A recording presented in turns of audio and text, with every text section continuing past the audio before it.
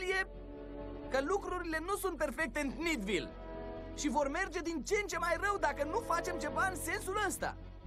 Dacă nu ne schimbăm obiceiurile. Și putem începe plantând asta.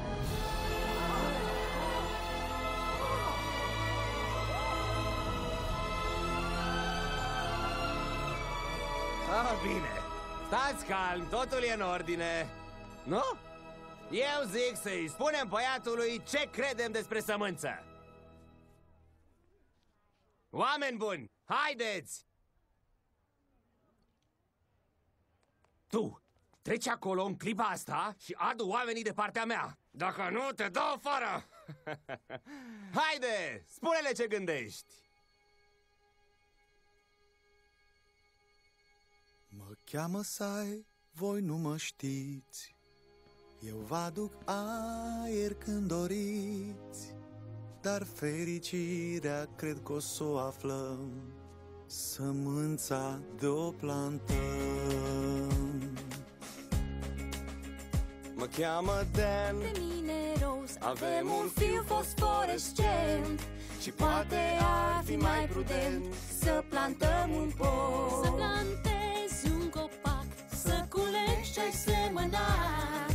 Sămânța crește din pământ, aerul împrospătând, natura reînvie când un copac plantezi. Eu sunt Mari și am 3 ani, un copac aș vrea să am. La la la la la la la la, un copac să crească. Eu sunt bunica și știu că pe vremea mea erau copaci și lumea se bucura.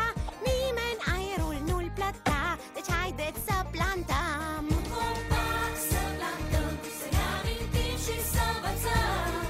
Sămânța-i mică, dar nu știm cât va crește într-o zi. Să ne schimbăm cu toții și cu grijă să o plantăm. Deși mă știți ca bogătaș, sunt de-al vostru din oraș. Ce spuneți voi e adevărat, poate că eu m-am înșelat, părerea oare mi-am schimbat?